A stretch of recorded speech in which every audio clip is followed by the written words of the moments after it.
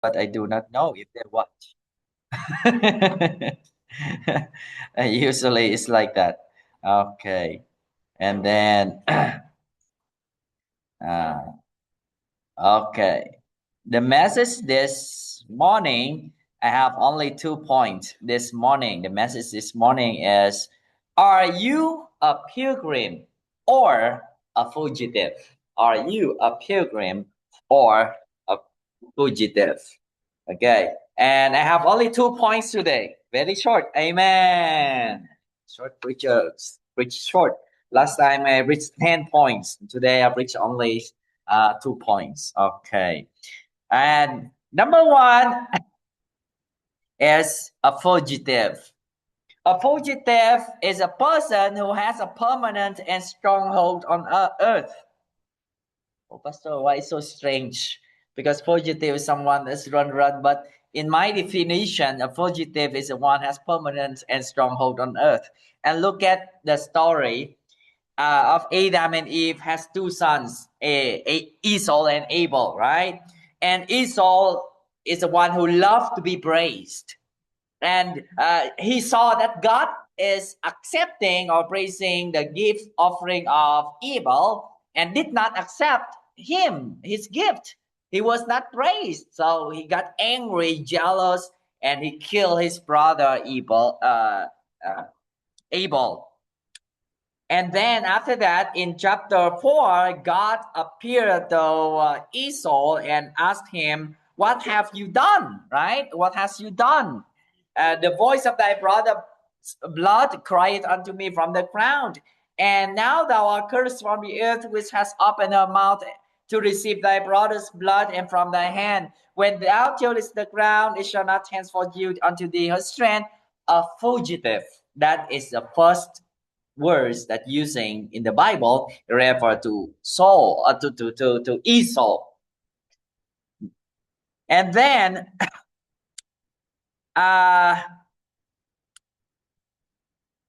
not to Esau, to Cain. My goodness, I mix up the two.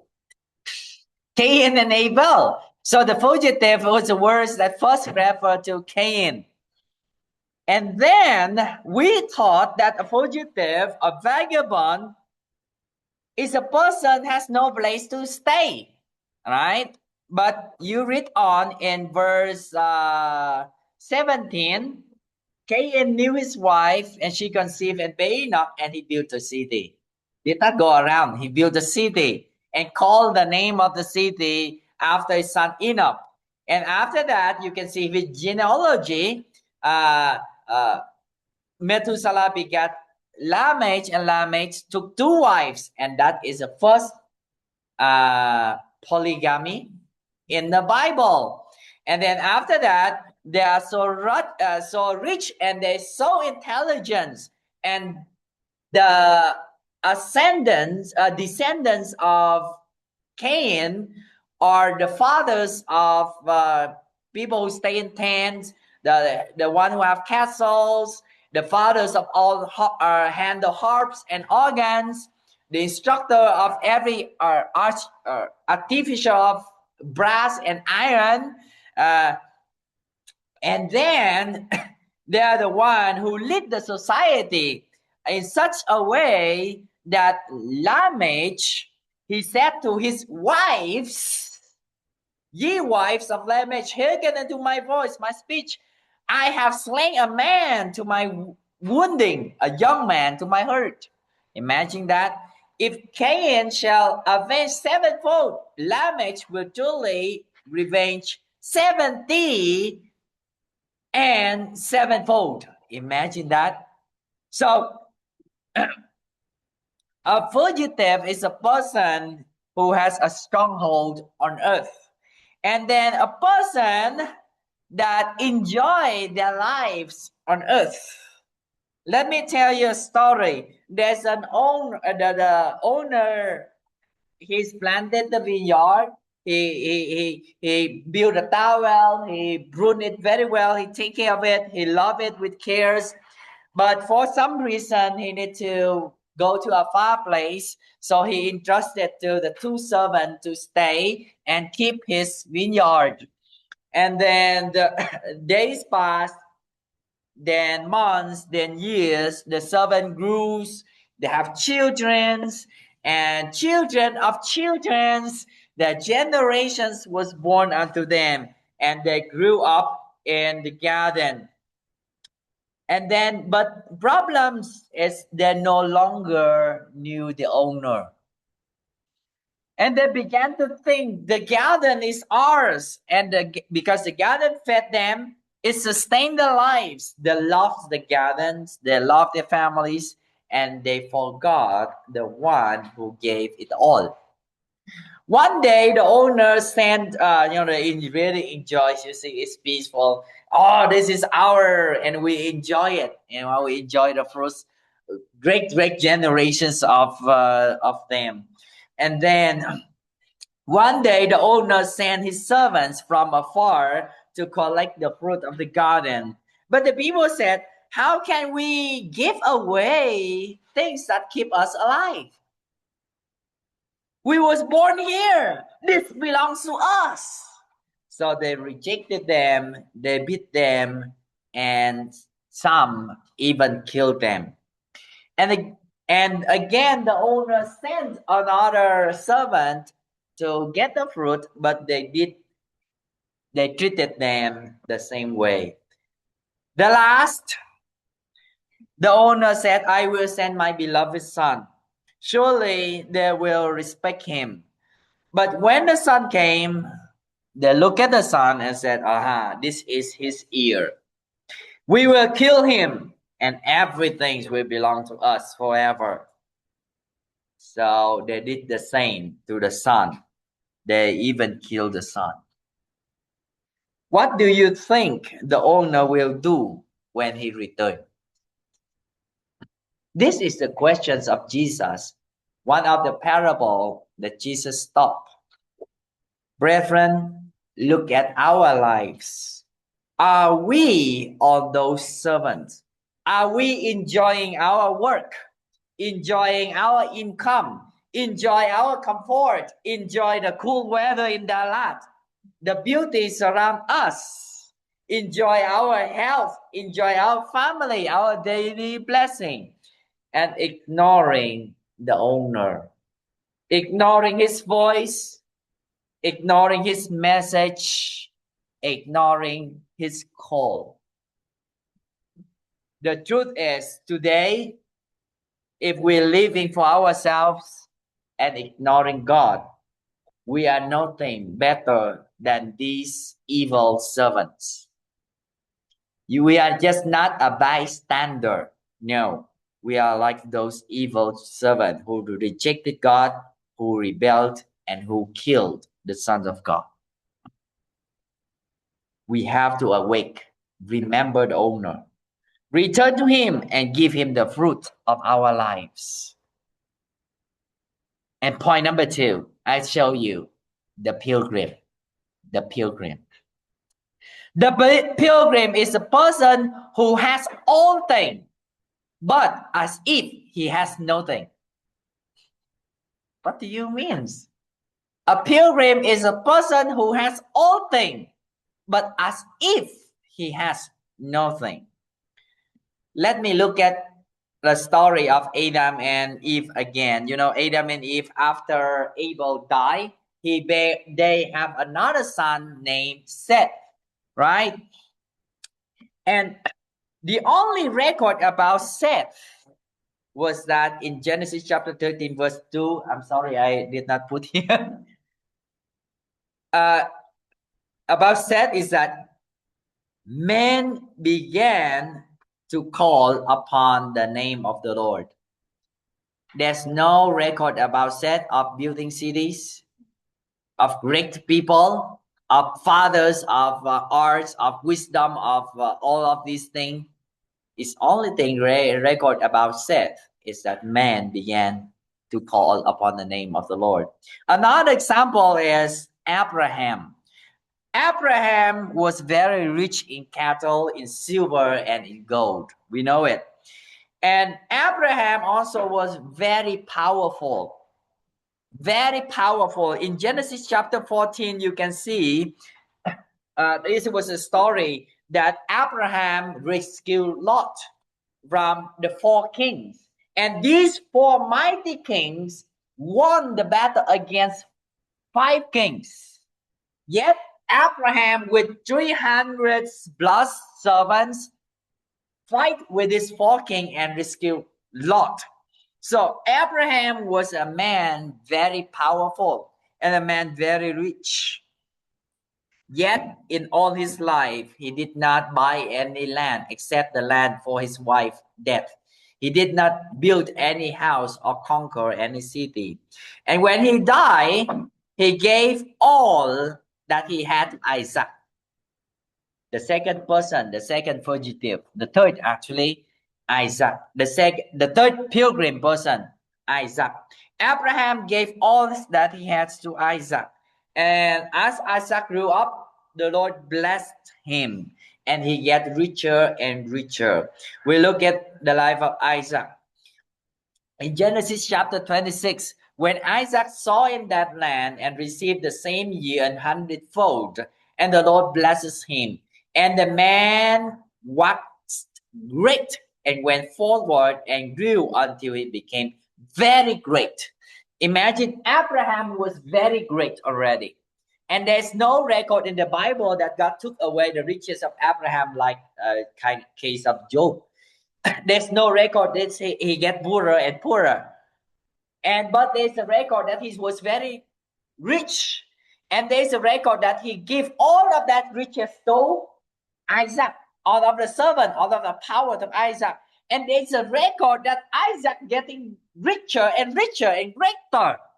So Isaac is speaking that's very rich compared to Abraham. But yet, he has no house, no city, no country. And that's lead us to the second point of a pilgrim. A pilgrim is a person who lived in fear. Wow, what a such contradiction. He's so rich. He's so powerful, as the Bible described him, but he lived in fear. And that's happened to Abraham. Abraham sojourned from thence toward the south country and dwelt between Kadesh and Shur and sojourned there in Gerar. And Abraham said to Sarah his wife, she is my sister. Why? Because he afraid that the people will kill him because of his wife. And that same thing happened to Isaac.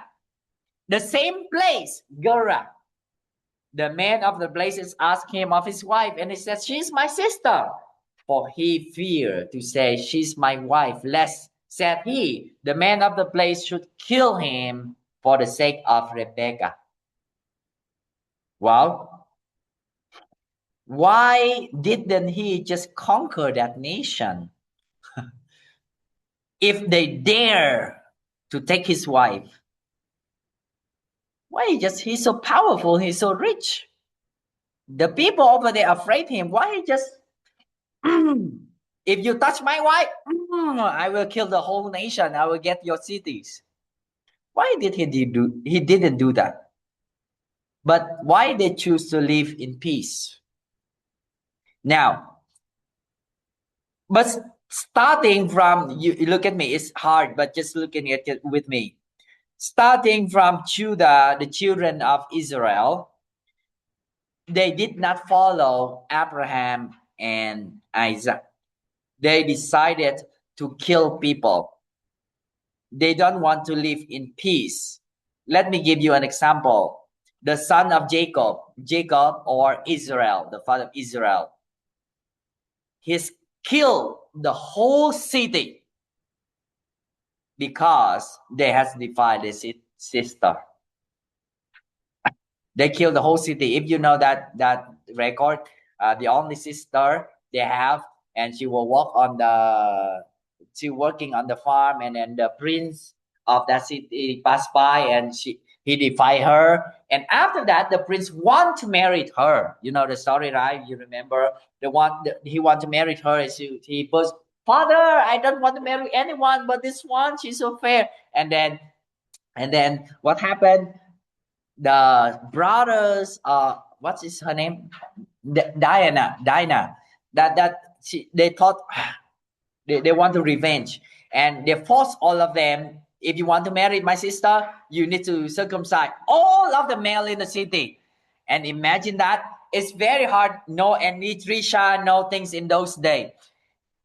Because of such love, that the prince forced his father and all the males, the kings, all of them, minister, prime minister, soldiers, was circumcised, and that's so painful. And yet, when they were in agony and painful, these brothers came up and killed all the city. And I tell you, their purpose is not to revenge. You look at their purpose, you verse 28. They took their ships and their oxen and their asses, that which were in the city, that was in the field, all their wealth and all their little ones, their wives, and they took captive the spoil even that was in the house. Brethren, this is stealing, robbing, not a revenge. What is the difference with God when God revenge? When God wanted to destroy the city because of their cruelty, God destroyed all the wealth. He did not get even one sheep, one thing that is have breathed alive, totally destroyed. All the gold, the thing being destroyed because those things are defiled. What's the word? Contaminated to God. But yet, this brother, they're not all simply revenge. They're taking the reason to steal and to steal. And that is real thing happening nowadays in Israel. They are following the footsteps of Jacob. And you know what? You take note of this. God said to Abraham, I will make you a father of many nations. All of the people will look at you, and who I will bless them that bless you, curse them that curse you. And that same message, same promise was given to Isaac. But that promise did not go to Israel. No more. And that promise go on, and you see Israel receive a lot of punishment from the Lord. Because their focus is not on God anymore. A pilgrim is a one who live in fear with God and live in peaceful with man. And that leads us to the third point. A person who lives in peace with everyone. Yet we know the story. Abraham was very rich, was very powerful. He transferred all of that greatness and power to Isaac. Isaac yet even richer and richer. But look at this. When the Philistines offend them, look at first offense in verse 15. Genesis chapter 26, verse 15. The Philistine caused a problems. For the wells which is in father's servants has digged in the days of Abraham his father, the Philistines stopped them and filled them with earth. Imagine that. They stopped Isaac to use the well there that Abraham did and cover it with earth. Isaac would be angry. That is my father's well. Soldier, come on. Yeah. Well, if it's like Israel nowadays, it can be. It will be. Yet, he chose to go away. Second offense, the Philistines cast them away from the very old well that Abraham digged. Abimelech said unto Isaac, go away from us, for thou art much mightier than us. Even the king says so. You know that I'm mightier than you, and you dare to cast me away. How dare you say it to America? No, imagine that. He was challenged second time. Yet, Isaac, go away. Third offense, he went and digs another well in Gerar. Isaac again digged again the wells of water, which they has digged in the days of Abraham his father, for the Philistines has stopped them after the death of Abraham. And he called their names after the names which his father has called them. And Isaac's servant digged in the valley and found there wells of springing water. And the herdmen of Gerar did strive with Isaac herdmen, saying, "The water is ours." Imagine that. You did not dig, and we dig. And how deep is that well? 20 to 30 meter deep. And not all the time you dig, there's water. Sometimes you dig the whole month, no water. And yet they come and strive. Imagine that. Can you imagine with me? You are big and strong. You work hard and dig the well. And suddenly the small teen boy, and come to you. The water is ours. Go away. Imagine that. And if you are holding that power, one kick, the boy will go away. Isaac was very rich, very strong, very powerful. Yet, he chose to go away again and reach to the fourth offense. Verse 21. And they dig another well.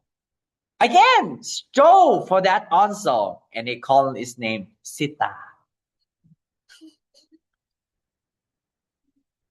Imagine, 4 times already. And then the final destination, he moved to the fifth. And he removed from thence and digged another well. For that they strove not. And he called the name of it Rehoboth. And he said, For now the Lord has made a room for us, and we shall be fruitful in the land. He has received the blessing from the Lord because of his living in peace with all men. And that leads us to the last point. A person who seeks after God's kingdom. The reason he can live peacefully with people, the reason he accepts to be a person has no nationality, no houses, no city, no pilgrim, no permanent place, no houses, and even when somebody casts, he will just go away because he is not seeking for any city on earth. If Abraham or Isaac want to make their own nation on earth, they are capable more than all Israel nowadays. They are capable to do that. Yet the Bible said, by faith, Abraham, when he was called, go out into the place which he should after receive for an inheritance, obeyed, and he went out, not knowing whither he went. By faith, he sojourned in the land of promise, as in a strange country, dwelling in tabernacles with Isaac and Jacob, the heirs with him of the same promise. For he looked for a city which has foundations, whose builder and maker is God. Because if he looked for city on earth, he would come back anytime to his country when he's rich, or he can conquer anytime. For us, brethren, what are we looking for? The Bible said, if we then, being risen with Christ, we should not seek for those things which are on earth, but things that is above, where Christ sitteth on the right hand of God. Set your affection on things above and not on things on earth. How to do that? You have many things. You have riches, money, but invest for the kingdom of God. Because I tell you, when you invest for the kingdom of God, you are investing for your mansion in heaven, right? Has long time we don't sing. Ako may bahay Sing. Doon sa langit na walang hanggan. Di ba? I have a mansion. Then we invest for mansions. And that's what is Abraham, Isaac, Jacob, the fugitive are doing. Brethren, are you a pilgrim on earth or fugitive? A fugitive like Cain, a person who has permanent stronghold on earth. They build and his life only for earth. A person who just only enjoy their lives on earth, ignoring spiritual things. Who has everything on earth. And a pilgrim is a person who has everything, but as if he has nothing. A person who lived in fear of God and lived in peace with everyone around. A person who seek after God's kingdom. And that's what Abraham, Isaac, and Jacob did. So you see the example of Cain, a fugitive who just only fugitive in spirit. Consider earth is permanent and far from heaven. And Abraham, Isaac, Jacob, they are so rich, so powerful, but they live their lives as if they have nothing because they invest for eternity, because they look for the kingdom whose builder is God. What kind of lives we are? Are we fugitive or a pilgrim? Let us stand up. Let's pray. Gracious mighty Father, thank you, dear Lord, for this morning and for the reminders of the lives of Cain, who set his heart on earth, who consider himself as fugitive, but yet he set strong hold on earth. And Lord, we have learned from Abraham, Isaac, those who are very rich, yet they live their lives as if they have nothing, because they are seeking for God. They're seeking for the city that God is a builder. Lord, help us today set our mind on things above. Set our mind on your kingdom. Open our eyes so we can see this world in the eyes of Jesus. We can see that millions of people are dying. We can see that we are not belong here on earth. And Lord, as we are your servant, we are steward of your things here on earth. We are steward of this body, of this knowledge, of this strength that you has given to us. Help us, Father, to use it wisely, to invest it, to increase it, and to support it for the work of the Lord, to the advancement of the kingdom of God. Help us to live the life as a pilgrim on earth, not a stronghold, not a house, but a pilgrim on earth, realizing that our life is short, and soon, very soon, you will come back again and receive us to you. And soon, very soon, we will see our house, our mansion in heaven. As we working for you on earth, you are preparing, you are working for our house in heaven. Lord, what an unfair exchange. We're just working a little bit here on earth. You are working for our internal houses in heaven. Lord, what a joy to serve you. What a joy to hear these promises. Help us, Father, to wholeheartedly trust in you and in this promise. Copy Abraham, our father in faith. Lord, may you guide thy servant as I share the burdens of blessing and of the ministry. Help the brethren, Father, to be with me in prayer and in support so that we can be part in advancing the kingdom of heaven. In Jesus' name we pray. Amen and amen. May you sit down, please. Thank you. And wow, what a wonderful lives that we have been meditate upon. And this time, I have a short report, and this is our project.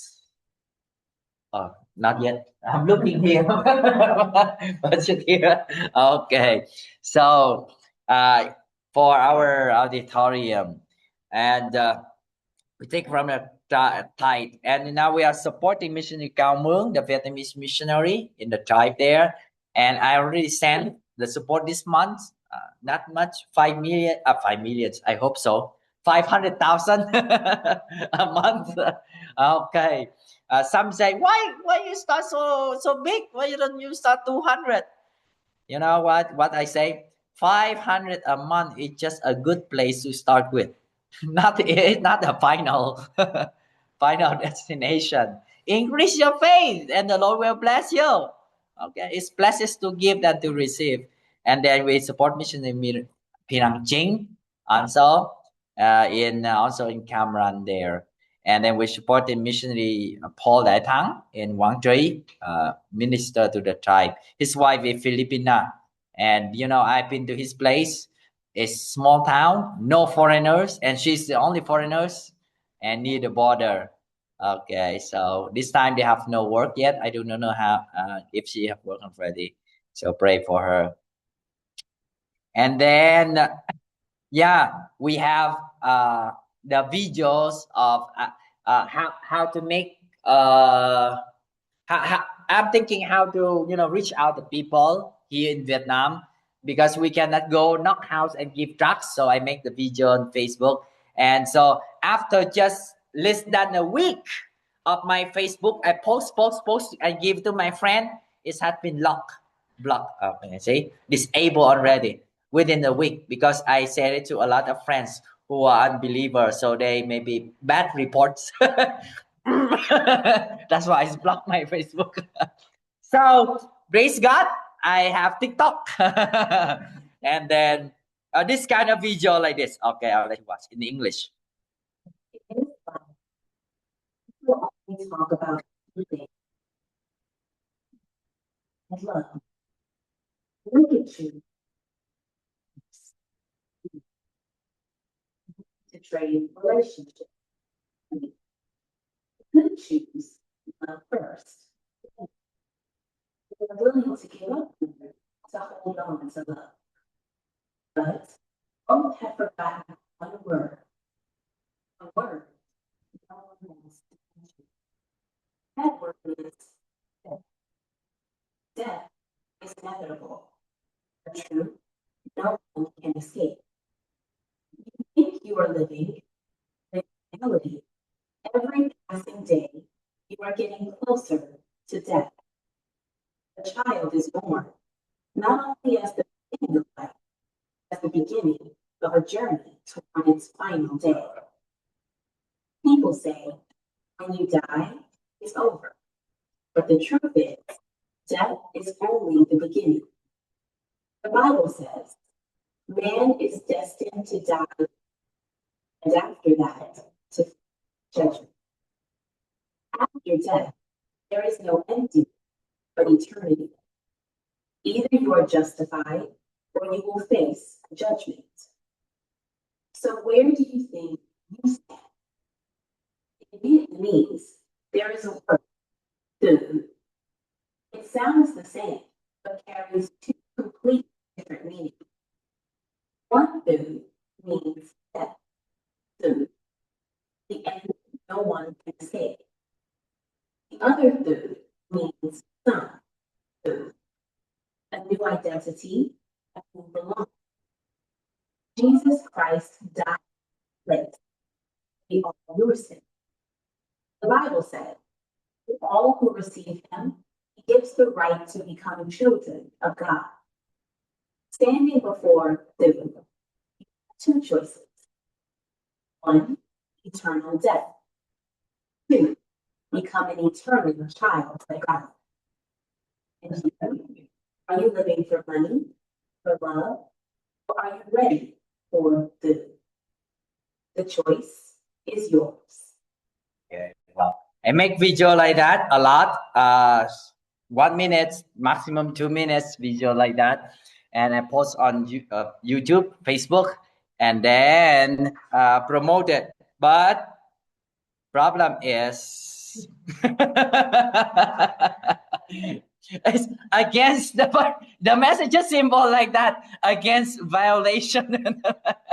And you see how this world when you enroll in ministry, just simple message, very simple like that. They don't like, but yet there's some that they accept. Wow. So you see that one. That's only 1 minute. Another one, and I try. I pay $500,000, actually like 600, to post it, and it's already 2,600 views, and this videos 3,600 views, and so literally in 2 days I already gave out more than 5,000 tracts, like 6,000 tracts, right? Oh, see, in 2 days I give out 6,000 tracts already. Amen.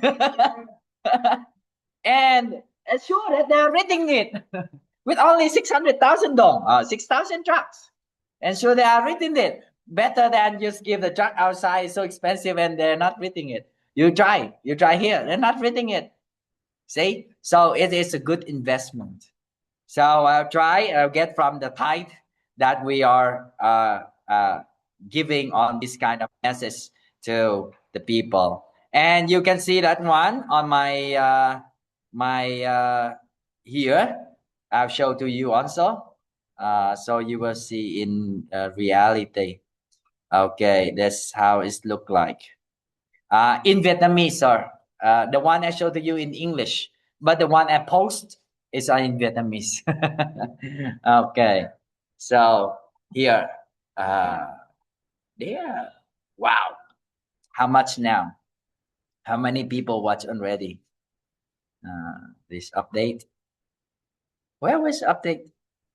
They put the name that they're watching. How many people watch?